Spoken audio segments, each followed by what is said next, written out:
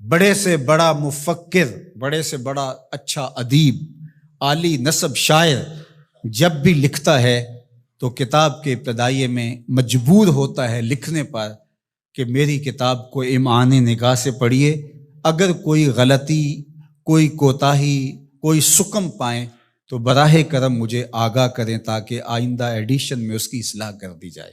لیکن قرآن کھولو تو پہلا جملہ یہی ملتا ہے، یہ کتاب میں شک نکال کے تو دکھاؤ، اس کتاب میں کوئی عیب نکال کے تو دکھاؤ، یہ عیب سے بھی پاک ہے، یہ ریب سے بھی پاک ہے، اس میں کوئی شک نہیں، اس میں کوئی شبہ نہیں۔ ذالک الکتاب لا ریب فیہ۔ اللہ اکبر۔ ذالک کا اشارہ بعید کے لیے ہے لیکن عظمت کے لیے یہاں بیان فرمایا گیا۔ اس کا یہ معنی بھی ہو سکتا ہے کہ یہ وہ بابرکت کتاب ہے جو آسمانوں سے آئی ہے۔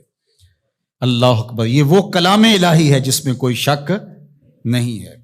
ھدی للمتقین، یہ کتاب متقیوں کے لیے ہدایت ہے۔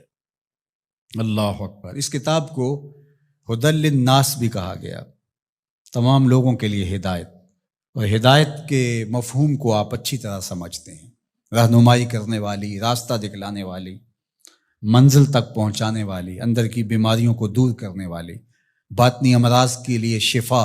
یہ کتاب ہدایت ہے، نور ہے، روشنی ہے، اور آسمانی تحفہ ہے جو حضرت انسان کو عطا کیا گیا۔ ہمارے دکھوں کا مداوع ہے، ہمارے دردوں کا علاج ہے، ہماری زندگی کو خوبصورت اسلوب دینے کے لیے یہ کتاب نازل ہوئی ہے، طریقہ حیات ہے، ہمارے لیے یہ منشور زندگی ہے۔ اس کتاب کے ساتھ ہمارا جڑنا ہمارے لیے اللہ کی قربت کا سبب اور ذریعہ بن سکتا ہے۔ تو کہا ھدی للمتقین، یہ ہدایت ہے کن کے لیے؟ للمتقین، متقیوں کے لیے، اللہ سے ڈرنے والوں کے لیے۔ متقی وہ ہے جو وہاں پایا جائے جہاں اللہ اسے دیکھنا چاہتا ہے، اور وہاں نہ پایا جائے جہاں اللہ اسے نہیں دیکھنا چاہتا۔ علماء نے تقوی کے درجے بیان فرمائے۔ شرک سے بچنا ایک صورت ہے تقوی کی، کبیرہ گناہوں سے بچنا یہ بھی تقوی ہے۔ مختلف لوگوں کے مختلف درجے ہیں، صغیرہ گناہوں سے بچنا یہ بھی تقوی ہے۔ جتنا منصب بڑا ہوگا اتنا تقوی کا معیار بھی اس کو اتنا بڑا رکھنا پڑے گا۔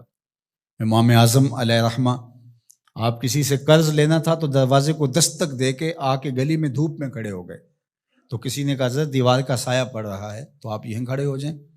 کہا مقروض سے نفع حاصل کرنا یہی سود ہوتا ہے، تو میں اس ڈر سے سائے میں نہیں کھڑا ہو رہا کہ یہ کہیں مبادہ سود نہ بن جائے۔ تو مختلف لوگوں کا مختلف تقوی ہوتا ہے۔ اللہ اکبر۔ تو شرک سے بچنا عام لوگوں کا تقوی یہ ہے، کبیرہ گناہوں سے بچنا تقوی کی یہ صورت ہے، صغائر سے بچنا یہ بھی ایک صورت ہے، لیکن ہر وہ شے جو خدا سے غافل کر سکتی ہو اس سے بھی بچنا یہ اللہ والوں کا تقوی ہے۔ تو اتقاء کا نور جو رکھنے والے ہیں قرآن، اس کے لیے ہدایت ہے۔ یہاں ایک سوال کھڑا ہوا، وہ یہ کہ قرآن نے ایک دوسرے مقام پہ فرمایا ھدی للناس، یہ قرآن ہدایت ہے لوگوں کے لیے، اور یہاں فرمایا متقیوں کے لیے ہدایت ہے۔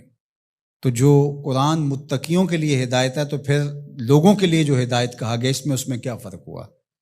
تو بات یہ ہے کہ قرآن کی طبع کے اندر تو ہدایت ہی رکھی گئی ہے، قرآن تو نور ہی بانٹتا ہے، لیکن یہاں اس سے اکتساب فیض کون کرتے ہیں؟ وہ متقی ہیں۔ قرآن ہے ہدایت، سراپا ہدایت، لیکن جو کفار ہیں، مشرکین ہیں، وہ اس ہدایت کے سرچشمے سے کچھ حاصل نہیں کر پاتے، اس سرچشمے کے پاس بیٹھ کر کے بھی اندھیرے میں رہتے ہیں، لیکن جو متقی ہیں وہ قرآن سے نور حاصل کر کے اپنی زندگی میں چراغاں کر لیتے ہیں۔ یعنی اکتساب ہدایت متقی کرتے ہیں، لیکن قرآن مجید جو ہے وہ سراپا ہدایت ہے، وہ سب کے لیے۔ اگر کافر بھی ہدایت لینا چاہے تو قرآن اس کو بھی دے گا، لیکن اگر وہ نہیں لینا چاہتا بلکہ اس کی ضد بڑھتی ہے، اس کے اندر جو ہے وہ حسد بڑھ جاتا ہے، اس کی دشمنی بڑھ جاتی ہے۔ قرآن مجید میں اللہ تعالیٰ نے دوسرے مقام پر ارشاد فرمایا وَنُنَزِّلُ مِنَ الْقُرْآنِ مَا هُوَ شِفَاءٌ وَرَحْمَةٌ لِّلْمُؤْمِنِينَ وَلَا يَزِيدُ الظَّالِمِينَ إِلَّا خَسَارًا۔ یہ شفا ہے، رحمت ہے مومنین کے لیے، لیکن جو ظالم ہے ان کا نقصان زیادہ ہوتا ہے، وہ خسارہ زیادہ حاصل کرتے ہیں۔ يُضِلُّ بِهِ كَثِيرًا وَيَهْدِي بِهِ كَثِيرًا۔ اسی قرآن سے کچھ ہدایت لیتے ہیں اور اسی قرآن سے کچھ گمراہ ہو جاتے ہیں۔ تو قرآن کا قصور تھوڑا ہے۔ 12 کے در لطافت تبش خلاف نیست، در باغ لالا رویت و در شورا بوم خاص۔ بارش کی فطرت کے اندر، طبع کے اندر کوئی اختلاف نہیں ہے، اس کے فردوس بدامہ قطروں کے اندر زندگی ہے، نور ہے، تازگی ہے، لطافت ہے، برکت ہے، حیات ہے۔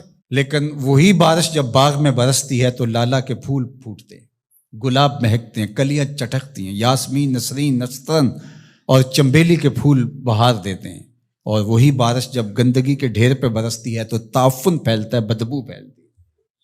تو اب قصور بارش کا ہوا یا اس گندگی کے اندر چھپی ہوئی غلاظت کا؟ اس لیے قرآن ہے شفا، سراسر شفا ہے، سراسر نور ہے، سراسر روشنی ہے۔ لیکن اس کے لیے کیسے ہوگا جس کے اندر کفر کی بدی چھپی ہوئی ہے اور وہ جس سے روشنی لینا ہی نہیں چاہ رہا۔